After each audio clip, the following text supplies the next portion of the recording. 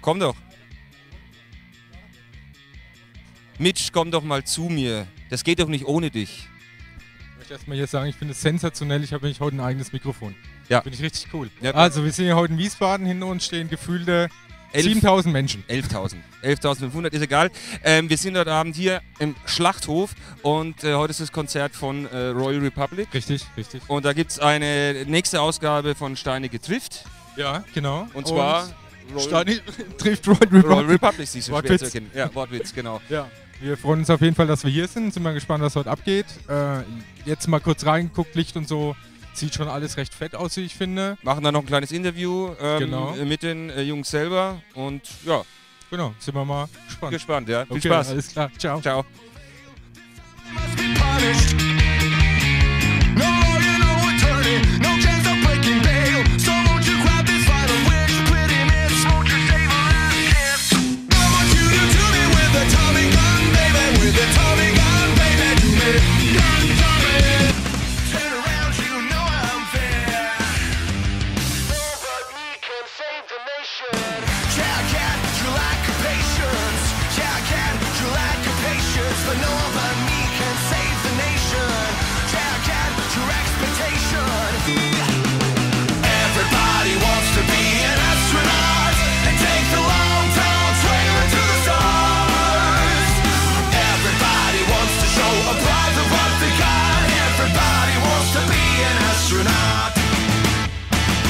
We're sitting here with Royal Republic in Schlachthof in Wiesbaden. It's Monday, the 18th of November, but you were supposed to play on Sunday, the 17th of November. Exactly. What happened? Basically, we got a call from our management on Friday saying that the show had to be moved because of the Remembrance Day. Yeah. Going on here, and and that we couldn't play the show, and we were like, is there any way around it? And he said, well, we could pay the fine of 2,500 euros, and and we said, okay, well, let's do that and play anyway. But then that didn't work, so the town or whatever said that we're going to send the police there, we're going to shut the club down, and we're going to shut your concert down by force if we need to. So then it was not so much about us in the end. I mean, Yeah. there was a lot of other people in the club being at stake, so it was really no choice for anyone. I guess that never happened before, huh? 2 days. No, we prior never to the had concert? any of our concerts shut down. Really, whenever. Welcome to Germany. But Thank you. We thought it would be kind of cool to have the cops coming in and shocking everybody and. rock and roll style. Yeah, we. Yeah, that's true. That's true. Yeah. Oh, that would be a marketing gag, just to see how it works. Maybe, yeah. It Yeah. might work.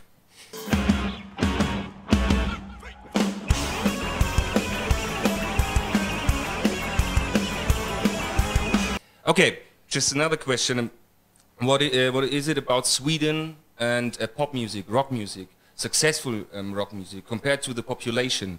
I think you have around about 10 million. Yeah, 9 or something. Yeah. Yeah, and you have so many successful musicians, international known, compared to Germany. Today we just thought about it. How many bands come into your mind? German bands that were successful all over the world, or in Europe at least, and we'll 4 or 5. But Sweden. Well, I think some of it has to do with that. It's not that we have so many more successful bands in Sweden than, for example, Germany does. It's just that in Sweden there is really no place for Swedish bands. Our market is very international. We have bands coming from all over the world in music, like from the States and from the rest of Europe, UK, coming to Sweden and making it big. But in Sweden, it's pretty dead. At least it was for us. We toured for 6 months or whatever, doing just weekend shows in Sweden when we started out, and that was it, and all the Swedish bands. I mean, Germany is like a safe haven for all the Swedish bands just going. It was one of those things we heard of, as a rock and roll band, you hear about Germany from the day you start going on tour. I mean, and it's so big down here. I mean, you can basically make a career out of just being in Germany, of just touring Germany. Not us, maybe, but I mean, look at, you know, Die Ärzte, Totenhosen, Beatsteaks, Kraftklub, all these rock bands just making it really, really big here. And that's pretty much enough for them. You know what I mean? Yeah, of course. Yeah. So, but other than that, I don't know. We get asked that question quite a lot, like, what's with all the Swedish? And we never came up with a good answer. I think this is the best one yet. Yeah, I thought it would be difficult to answer. Maybe I thought maybe it's because everybody wants to be in the rock and roll business because of the beautiful Swedish women. Yeah. On the one hand, the blonde women, they are not as beautiful. For me, they're or not for us, so beautiful when you hang out with them. Stereotypes, you know, all about stereotypes. Or it's about the, how do you call that fish that you eat in North Sweden? Surströmming. Yeah. Yeah, the one that smells like shit. Yeah. You're actually not allowed to bring that on an airplane. Did you know that? Why? Because if the jar opens or breaks, people will, like, you know, start going for the handle on the door and jumping out. It's that bad. The smell is that bad. Okay, but it's only a regional food, or is it in all Sweden? It's popular. I think it's all over Sweden, but I think it's more popular in the northern. In the northern parts, yeah. And old people dig it because they have no taste left. So it's very, very powerful. Okay, I see.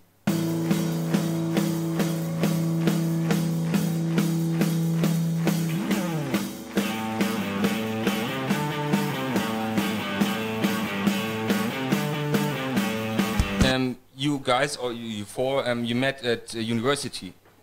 You haven't known each other before, and you all, is it right? You all studied music. Did you, what did you study? Because in Germany, when you study music, you can study classical way, you can study singing, composing, everything. What did you study? Well, it's the same in Sweden, basically. We went to the Academy of Music, and Per, for instance, was in the symphony orchestra, playing percussion, like classic percussion, like boom, boom, boom, boom, and triangles and stuff like that. Hannes and me were in the, and Jonas were in the, like, rock and roll program, which is basically an education that gets you ready to be a teacher. Okay. I didn't even know that when I actually when I applied. It took me like 3 weeks of you know, into the semester when I was like, this is a teacher's education. What the? And I think I think a lot of people feel the same way that I did, because most people go there not to be a teacher maybe, but to like connect with other people doing music and, you know, find people to play with, and, you know. And it worked out for you. Kind of, yeah, but it's very rare to find people, especially for a real like rock band, because the academy, in the academy, the word rock has an entirely different meaning than it does in the real world.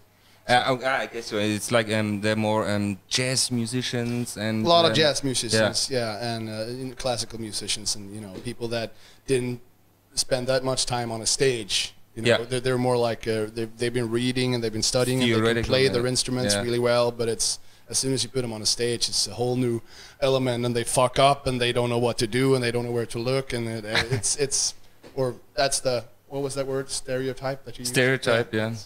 At least that's what I get. And what when it comes to music, to your personal idols, or I don't know, role models, what is the music you hear?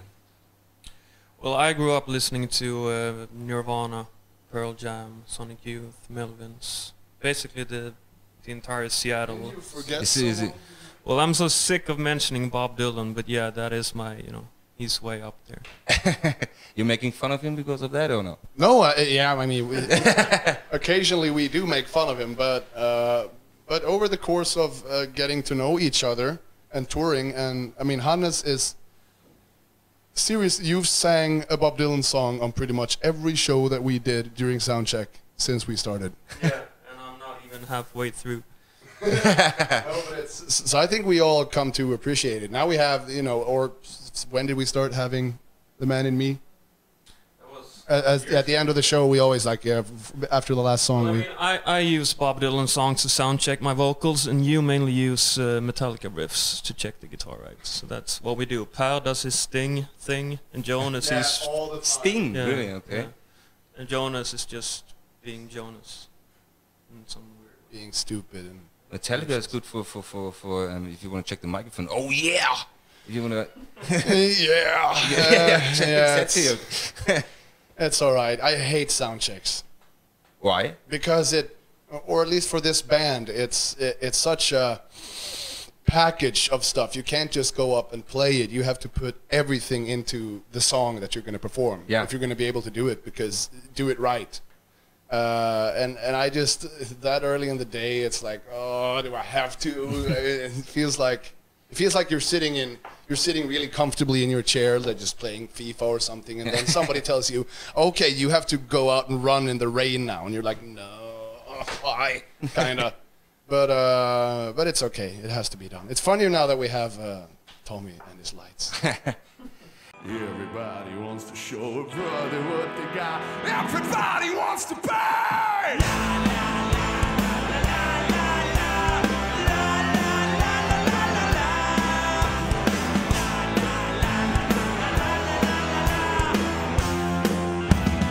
Everybody wants to be a superstar. Rock the world and make the cover of the time. 'Cause everybody's happy when they're playing the guitar. Everybody wants to be an astronaut. Thank you! As you mentioned, FIFA, I read in an interview that for distraction, you guys play some video games. Is it right? Yeah. So what is your opinion right now? Xbox One or the PS4? Xbox One. Xbox One. Mainly because I'm an Xbox guy, and I just got used to those controls, and I don't wanna. We have a PlayStation 3 on the bus. Okay. And it's all cool, but it's not the same. Okay. I think they're different. It's either you one guy or the other guy. I think many people have. Both. Yeah, there's nothing right. It's like Coke and Pepsi. Yeah. But everybody knows that Coke is better than Pepsi. Of course. So. Of course. Yeah. So when you started, have you had bands before yourselves, or were playing in bands? Yeah. I guess we all did. I was in a band when I was young. I was actually the front guy. You should have seen me, man. It was kick-ass. You were the front man? Yeah. Told me about that. No? No. Well, anyway, we were mainly doing Nirvana covers, and eventually we started writing our own songs and stuff. But that was a long time ago. Then I've been mainly been doing cover stuff, like playing in the local pubs, pizzerias, weddings and stuff like that. Okay. Yeah. Former days when you're young and really starting making music, normally you get used to or building some lights up or putting a spot somewhere, because you have to do the roadie stuff yourself, of course, because you're everything, the roadie manager, and you did do that yourself, I guess. Well, yeah. How far back do you want to go? It depends. Up to you. But I remember I was both my parents are musicians, and I grew up when I was about 4 years old. I started joining them for like their wedding shows, or whatever kind of shows it was, dancing, and they usually did like Friday, Saturday, and they had regular jobs during the week. And I used to go with them when I was 4 years old, and I just used to help to carry all that stuff. And the light plugs, like the light connections, were the bigger ones, because they just had two in like one big box, like a multi-cable, Yeah. So that was the first thing I learned, actually, to plug those in, because they were like both my hands for one connector. And I used to connect those two, and then we moved on to the desks, the front of house stuff. So I kind of learned that really early on, and I actually inherited those same lights. It was just like 4 small cans in like purple, green, blue, and one on each side with a color foil. Yeah. The ones that reacted to the beat, right? Remember those? Sound. Oh yeah. We had one of those big ones, like round, that just switched from different like round yellow rings to purple stars to red crosses to. Yeah, and now things have changed a little bit. Put your mark right by my name. Rise and shine and rise again. You know I'm everywhere. Turn around, you know I'm there. Yeah, you like patience. Yeah, you like patience. No but me can save the nation. Yeah, your expectation. Yeah, your expectation. No but me can save the nation. Do you, how important, but still for you, is a light show? For us, it's something that we always wanted to do, and this is kind of the time that we've been able to make it happen for the first time, personnel-wise and just financially and whatever. So maybe a year ago or something, or 2 years ago, we started feeling like we've taken the show as far as we can with what we have. You know, it was just the four of us on stage doing what we do, and we tried to squeeze every little single drop of juice out of this setup that we could. And after a while, it just felt like, okay, it's perfect now. There's nothing more we can do. But so we kind of thought that we need to, if we're going to compete or whatever with this band that has this big thing, we need to just step it up a bit. Yeah. And do you take part in a decision what you're going to do, or do you for a light show, or do you say, or this is, or I've seen something and I like that and I want to make something that is similar, or how does it work, or do you just leave it to the professionals, I'd say? I mean, most of the stuff we leave to the professional in this case, but we're pretty much control freaks all as a band, all of us, mostly Hannes, obviously. But Especially when it comes to lights. Especially when it comes to Okay. lights. No, but we had some general just ideas. I like it, for instance, when there's not. I've seen light guys just going berserk with whatever rigs there. You know, just using everything all the time, and there's no dynamics, there's no nothing. And an important thing for us was to try and create a look, a feel for each song, to like make the viewer feel like, okay, now it's this, and okay, now it's this. That's cool. So it's not just all the time and just chaotic. So I think we have a good. We just started this tour now, and it feels really good. We're getting all the songs in place and creating a certain atmosphere for each song.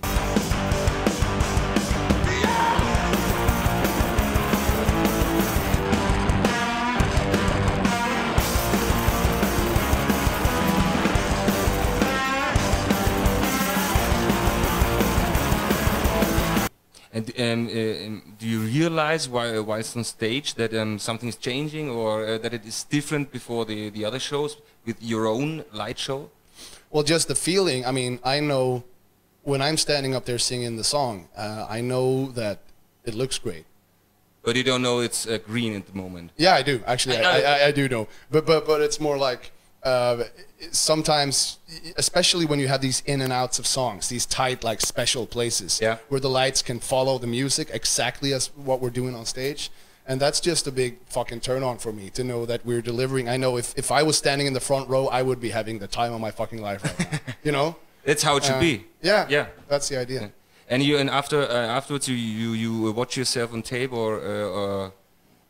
and see the show, your performance and the live performance as well, or don't you do that? Sometimes, like, we've done it once or twice for just like controlling. Yeah, controlling it, checking up on it. I remember the first video we shot in a rehearsal with no lights, just to see how we looked while we were playing.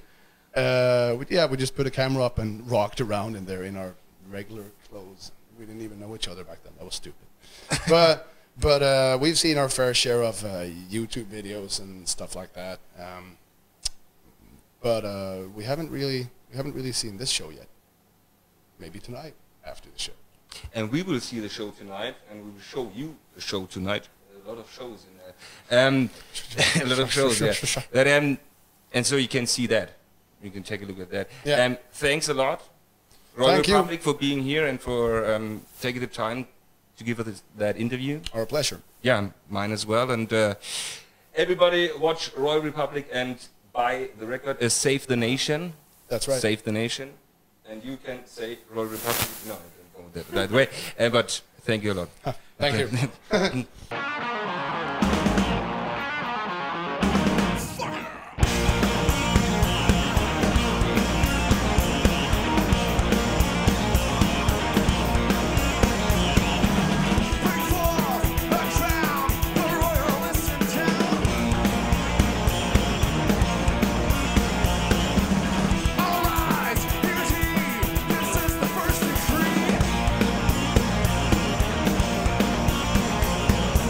Also, wir stehen jetzt hier mit dem Thomas, und der Thomas ist verantwortlich für das Licht bei der Royal Republic Tour. Wie lange bist du schon mit Royal Republic unterwegs? Seit 2 Jahren, 1,5, 2 Jahren ungefähr. Wie kam es dazu, weil es eine ganz lustige Geschichte eigentlich ist, hast du vorhin schon mal kurz angerissen, dass du hier das Licht machst? Ich war im Prinzip in meiner eigenen Kapelle, waren wir mal Vorband auf einer Tour von Royal Republic. als sie noch keinen eigenen Lichtmann dabei hatten. Und da habe ich mir das dann 3 Tage angeschaut, was da passiert ist, habe dann den Jungs angeboten, quasi das doch mal machen zu können. Und dann bin ich da drin geblieben, irgendwie. Das fanden sie gut. Und jetzt bin ich da eine Weile mit dabei, quasi. Nicht verkehrt, ne? Jetzt wird das Ganze auch immer größer. Ja. Ihr betreut jetzt die Show, was ist denn jetzt, was sehen wir denn da, was habt ihr euch denn, oder was hast du denn dabei gedacht, was ist denn so das Prinzip jetzt dahinter? Das Prinzip ist im Prinzip, nee, wir haben uns gedacht, wir hatten ja noch so eine zweite Bühnenebene, wie wir jetzt da sehen können, auf knapp 1 Meter Höhe mit Treppen rechts und links, wo die Jungs dann auch während der Show hochrennen können und so ein Quatsch. Und haben uns dann überlegt, was können wir noch mitnehmen. Was wir jetzt mitgebracht haben vom Licht, wären einmal diese 4 Trasssteher, die wir haben, mit den Moving Heads oben drauf und diesen schönen LED-Clustern hier, die wir jetzt hier sehen. Sowie haben wir dabei ein paar Strobos, die da mit dranhängen. Und Rockshow darf nicht fehlen. Rockshow, ganz genau. Was darf nicht fehlen bei einer Rockshow ist hier Feuer, pass auf, Feuerwerk. Ei. Die Dinge haben wir auch noch dabei. Und das ist im Prinzip das, was wir haben. Der Rest kommt jeweils dann vom Haus. Und ja. Damit seid ihr zufrieden und die Band auch zufrieden? Hat man gerade Soweit gehört. schon. Ja, wir haben im Interview gehört, dass sie wirklich froh sind, dass sie auch ihr eigenes Ding jetzt mal machen. Ja, das war das erste Mal, dass wir quasi mit eigenem Kram und auch eigenem Pult sozusagen losfahren. Und das ist heute die 4. Show. Und bis jetzt klappt das alles sehr gut. Ist halt schon einfach was anderes. Man kann es ganz anders vorbereiten, man kann ganz anders irgendwie viel detaillierter in die Songs reingehen, wenn man wirklich sagt, okay, ich weiß, was ich dabei habe und ich weiß, wie es funktioniert und ich kann irgendwie ganz genau sagen, was passiert, weil sonst, wenn man halt kein eigenes Pult dabei hat und keinen eigenen Kram dabei hat, ist es schon immer so ein bisschen friss oder stirb. Ja, was auf jeden dann Fall. da Ja, ist man oder nicht muss da ja auch ist. so schon, man das Backlight und keine Ahnung was ihr, oder Frontlight und so kommt ja dann auch von den jeweiligen örtlichen Anbietern. Genau, ja. Also da weißt du auch nicht jedes Mal, was du da hast. Genau, das ist halt, also man kann halt schon sagen, wir hatten halt gerne irgendwie so und so viele Profile an Also du schreibst den Rider rein halt. Was genau, du, was das du schreibt man willst. schon rein, aber so ein bisschen ist so ein Rider auch immer ein Wunschzettel, ne? Und gerade wenn es darum geht, irgendwie, was denn da vom Haus von Moving Lights hängen und was die denn tun oder nicht tun, das ist halt immer ein bisschen spannend, aber wenn man so ein bisschen eigenen Kram dabei hat, dann weiß man schon mal auf jeden Fall, dass die Show funktioniert so oder so, egal was passiert. Das ist richtig, so, ja. egal was da ist, man kann die Show halt fahren, so, das ist schon sehr beruhigend. Das glaube ich. Sehr viel einfacher. Ja, also ich bin jetzt sehr gespannt. Die Show geht dann so eine Stunde grob los. Genau, ja. Ja, und mit der Vorband und dann später fängt dann Roll Republic an. Ich bin sehr gespannt. Ja. Ich danke hier erstmal dafür, dass wir da sein dürfen. Sehr, sehr gerne. Für diesen kurzen Einblick und ja, alles Gute und wir werden mal schauen, wie das dann nachher ausschaut. Wir geben uns Mühe. Das denke ich doch. Danke dir. This, I want you to